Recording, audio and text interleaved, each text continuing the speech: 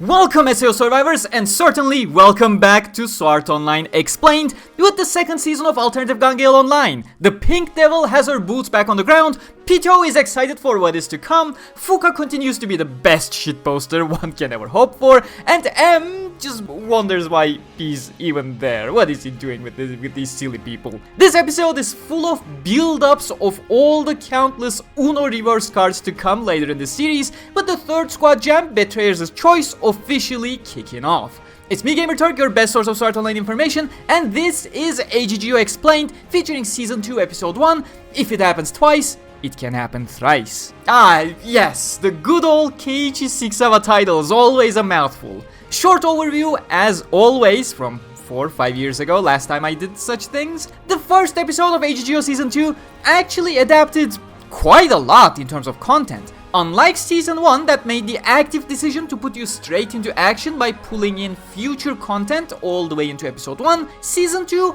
started by following the book exactly as is, adapting the prologue chapter, which was the squad jam scenes before the title card, followed up by the entire build-up that is chapters 1 and 2 of AGGO Volume 4. This totals up to about 60 pages of content being adapted. If you've been watching me since Illustration Explained, then you may think that is a bit too much to adapt, you know, being higher than the optimal about 40-page adaptation pace. However, the fast-paced style and slapstick comedy of AGGO lends well to a lot of trimming of details and technicalities in anime form, so there was nothing to worry about in this episode. All key aspects were covered this week, alongside vital teasers and hints for the upcoming episodes where a blast expects you, both figuratively and literally, and quite a lot of it as well.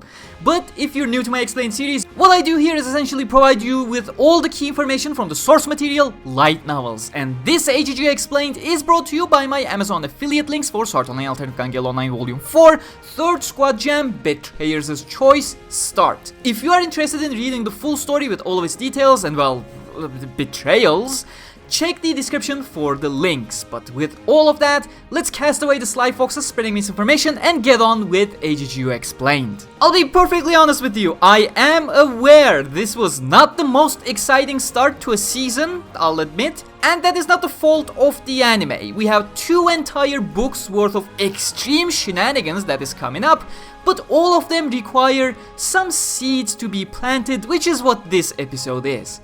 In the prologue scene, which is the one that takes place at the train yard, the only cut scene is a view into the pub/lobby from the audience reacting to a certain plan being underway that you can see with the red flares going all around Team LPFM. But you'll get a little bit more teases later in the episode as to what the plan is with another set of characters, and, well, this plan will basically be the main content of the first half of this season, but expect quite the massacre in 3 corners of the map, whereas the 4th corner, well, we'll get there in later episodes. I am not gonna spoil the punchline for you. I really like the moment where Pito and Fuka are pondering about Len's threat of haunting them in her death and whether she can actually do that. They sarcastically shrug it off, of course, but little do they know that is actually possible to do in seed-based games. I'm going on a complete tangent here, but the kernel system has a habit of saving extreme emotional states on objects for further analysis to understand the emotion, which can cause a digital ghost to remain around with limited agency acting upon that emotion. Griselda's ghost you will remember from the murder mystery episodes in Aincrad, but also later down the line, this is further elaborated in the day after side story taking place in Alo, where Sachi's Echo tries to contact Asuna to send Kirito a message. If you're interested, the day after side story is featured in Sword Online Volume 22, Kiss and Fly, alongside 3 other beautiful side stories. I'll put a link in the description. After the title card, which straight up shows up as the title of the first chapter in Volume 4, we get reintroduced to everyone one by one, every single team, every single character, which is kinda sorta the aim of this episode. Kanzaki Elsa, aka Pitohui, of course, trying to convince Karen to participate in the upcoming third squad jam, with quite the vile threats towards Asogi Goshi M in the car. Oh boy, you don't even know the half of it since season 1, understandably. Cut that one specific scene between the two. Either way, in Len's room, you get to see her Airsoft P90 again, which just shows you how much she cares about the gun, which is exactly why she spent a couple days after the Squad Jam 2 to obtain a new one, paint it pink again, and get familiarized with it again. But going back to what we see in the anime, let me know if you got a sense for it or not, but the atmosphere here is supposed to be a little dusty in this scene. I feel like the anime just didn't even try to convey this, but Karen actually had not played GGO for quite some time at this point for 3 reasons. First off, she was still studying and thus did not want to waste time. Secondly, with the second Squad Jam, her entire reason to play had become to save Pito, and once she achieved that, she basically felt fulfilled enough to not have the need to play again. And third, Pito, or rather Kansaki Elsa, was quite busy, and without her partner, Karen really did not feel like playing anyways. Also, in case you were confused who was going to kill Len in that message, because the sub seemingly did not bother translating the name of the sender, that was Nitobe Saki, aka Boss from Shink. As you can see in later scenes, basically every single player has their personal reason for joining Squad Jam this time, which makes it all the more spicier and heats up the scene and will create interesting dynamics between specific character duos, and Len's reason is to fulfill her promise to Saki, and that bit is covered extensively later in the episode. In fact, it is surprising how literally one-to-one these scenes are as we go through each of them. After Len and Pito, we see Shink, the Machine Gun Maniacs, Zemal, MMTM with David as their leader. David, I'm sorry, I just got too used to it. But the MMTM scene is where the main time saving took place in this stretch. There was over a page of technical details about Lux's sniper here, which was spared and watered down into something that non-gun maniacs can also understand. KKHC, which is basically Shirley and the other nameless members of her hunting club. Clarence's scene was changed quite a bit. We can still feel the unease of that one guy next to him, her, but in fact, this was a full squad of 6 that the remaining 4 simply claimed they were busy on the day of the Squad Jam, just so they wouldn't need to be with Clarence. However, she basically convinced them to help her in the qualifier round by threatening them to spill the beans. Whatever that was supposed to mean, we actually don't get any elaboration on that. So, whatever she knew about the players scared them enough to help her at least get into the main tournament. Although, quite understandable, such a non-factor was cut from the anime to save time, and we only had the guy here who could not contest her in any way. Because as you know, you actually do need to be a party of minimum of 2 to be able to participate in the Squad Jam. Aside from that, a little exposition narration was nicely replaced by Karen and Miu's chat here, and if you realized, Miu's bath scene is literally a carbon copy of her season 1 scene. Not sure if this specific cut was done in a bit of a rush, but the difference in quality was quite stark compared to season 1 that kinda hurt me. Also, the subtitles suddenly changed the name of Raitani, Fukaziroh's right-hand grenade launcher, into Raitina for no apparent reason, so there's my criticism towards the official translators who could not bother opening their name bible or flipping some pages in a book. Moving on, I don't think I need to tell you about every single individual introduction scene in the lobby either. They do a good job of introducing the teams once more, and it is again straight lifted from the books with minor cuts, so I'll stay on the technical side of it. The scene starts with the listing of the top teams, but there's an importance to this. There are meant to be your 4 seeded teams, the point of which is to deem them favorites in the tournament and place them as far away from each other as possible so that they do not take each other out early on in the tournament and have a better chance of surviving the early skirmishes and make it to the final, of course. And keep in mind that a certain rule switch is coming in the final that is mentioned in this episode. The seeded teams consist of the 3 top teams of the previous tournament and additionally the top team of the preliminary qualifiers.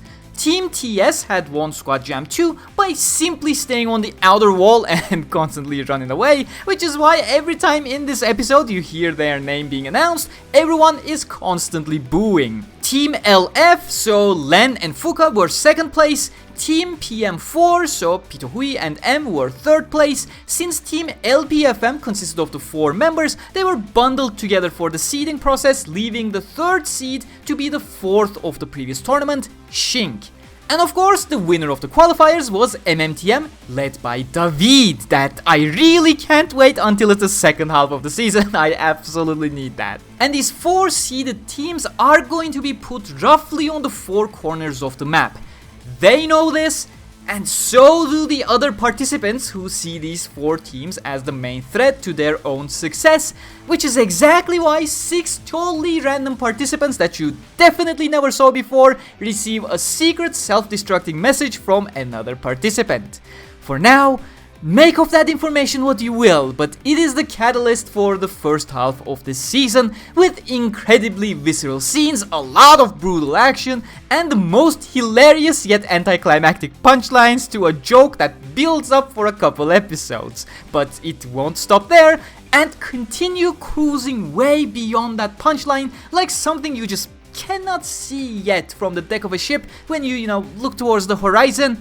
I really love how stupidly fun this series can be. But otherwise, these scenes, they are actually extremely long in the novels. It's actually the main bulk of what was adapted in this episode. It's just filled with extreme details about specific guns and their ammo types and their specific bullets and then specifications. It's the main contributor of why this episode managed to adapt 60 pages, yet I keep saying scenes were mostly adapted 1-to-1 to how they were in the books. I am not joking.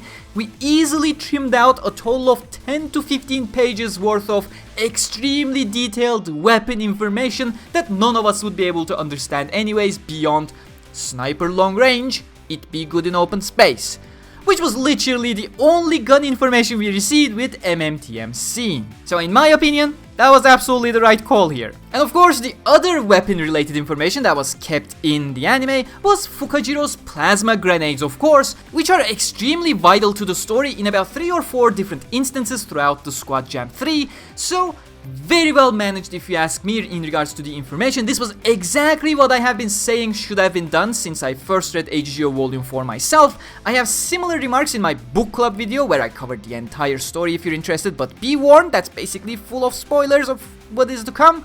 Not that story spoilers matter all that much in GGO in my personal opinion. As I always say, the main value of AGGO is its slapstick comedy, its characters and their antics. And for example, I'm not gonna do it of course, but just for the sake of the example, whether I tell you right now what that upcoming rule change will be, that would literally not take away anything from your enjoyment of the story, because it is not that story beat that's intriguing, but rather how the characters react to that story beat and continue with the game. Overall, great, if not perfect adaptation here, pretty much 1-to-1.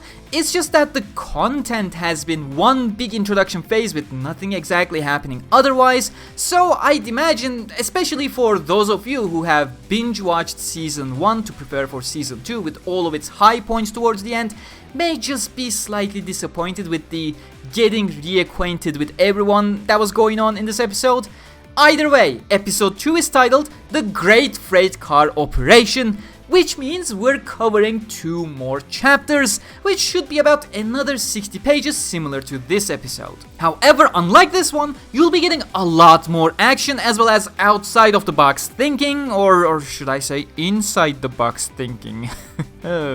Either way, build-up phase is over. From here onwards, we will be getting the punchlines that will be building towards even bigger punchlines, so buckle up for the real betrayers' choice. If you made it this far in the video, comment "The Pink Devil is back," and if you want to read ahead of the anime, Sword Online Alternative Gun Gale Online Volume 4 link is going to be down below in the description, which is what we're currently adapting, and we will move up to Volume 5 in a couple of episodes. However, AGGO is just one of those extremely rare series where I'll say, just enjoy the anime.